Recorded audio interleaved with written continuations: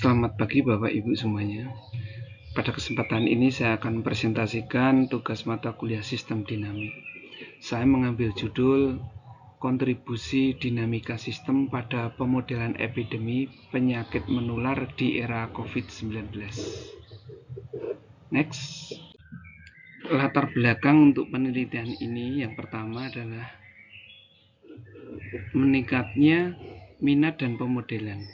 Pandemi COVID telah meningkatkan minat dan pemodelan matematika penyakit menular secara signifikan. Pemodelan ini penting untuk memahami dan mengelola penyebaran pandemi. Yang kedua adalah pengenalan dinamika sistem, di mana dinamika sistem menawarkan metode visual dan intuitif untuk mengimplementasikan model matematik melalui diagram stok aliran. Diagram ini setara dengan persamaan diferensial. Untuk masalah penelitian, yang pertama aksesibilitas terhadap pemodel epidemi. Mahasiswa bisa melakukan penelitian dan bisa memahami persamaan diferensial dan pengkodean terlibat secara langsung. Yang kedua, penyederhanaan model kompleks, di mana dinamika sistem dapat digunakan menyederhanakan konstruksi dan pemahaman model epidemi yang lebih kompleks. Yang ketiga adalah validasi dinamika sistem.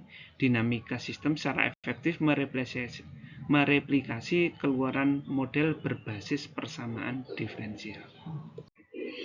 Metodologi penelitian. 1. Penggunaan dinamika sistem. Ini dinamika sistem sebagai metodologi utama untuk merepresentasikan dan mensimulasikan model epidemi. Dinamika sistem menggunakan diagram aliran stok, alat visual yang menyederhanakan pembuatan model yang biasanya direpresentasikan oleh persamaan diferensial. Yang nomor 2 adalah penggunaan perangkat lunak. Kita menggunakan software Vensim. Nomor 3 adalah implementasi model SIR, rentan terinfeksi dan sembuh untuk penyebaran penyakit menular. Next. Nomor 4 adalah skenario simulasi. Simulasi dilakukan eksplorasi berbagai resiko, dari model mutasi COVID-19, model epidemi chikungunya, mempresentasikan di mana wabah pikunya tahun 2005-2006 di Pulau Reunion. Nomor 5 adalah perbandingan dengan sistem model persamaan diferensial. Keluaran dari dinamika sistem divalidasi dan membandingkan dengan hasil simulasi berdasar persamaan diferensial tradisional, bahwa dinamika sistem memberikan hasil yang sekaligus menambah pendekatan yang lebih intuitif dan masuk dan mudah diakses. Hasil pembahasan yang pertama, dari gambar 1 bisa menunjukkan diagram aliran stok dari aliran disebut laju pengiriman dan laju penggunaan reuse. Vaksin dipresentasikan oleh panah pipa dengan simbol katup yang menunjukkan aliran variabel. Stok vaksin menambah atau kurang dipresentasikan oleh kotak persegi panjang. Secara matematis, persamaan diferensial yaitu perubahan stok vaksin dV per dt. Kedua aliran dan stok dapat diisi dan dinilai numerik dalam satuan. Semua itu dijalankan dan menghasilkan keluaran grafis yang memungkinkan kita untuk memeriksa kondisi vaksin.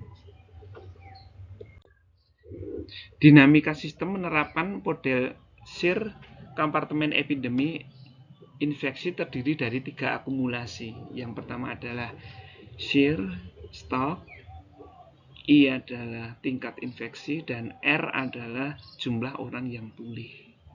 Ini ada beta dan ada gamma. Variabelnya akan terlihat seperti ini pada gambar 2. Yang keempat adalah diagram stok aliran model COVID-19 sederhana dengan mutasi yang dimulai pada hari ke-60.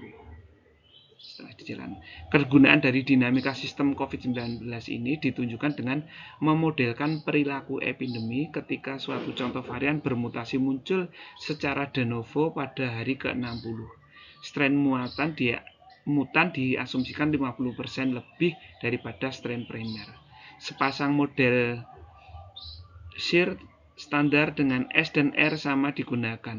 Satu untuk virus primer dan satu untuk yang terinfeksi. Seperti ini. Next. Kesimpulannya, 1. Penerapan dinamika sistem model stok aliran digunakan seperti SHIR dan SHIR-S menyederhanakan representasi kompleks dari epidemi melalui visualisasi persamaan diferensial.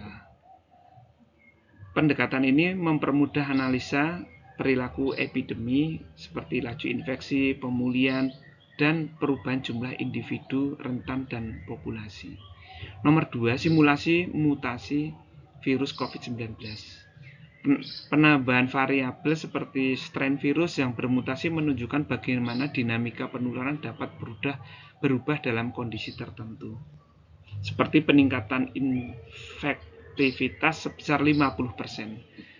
Dari model ini memberi gambaran bahwa strain mutan dapat mendominasi populasi infeksi dalam situasi tertentu.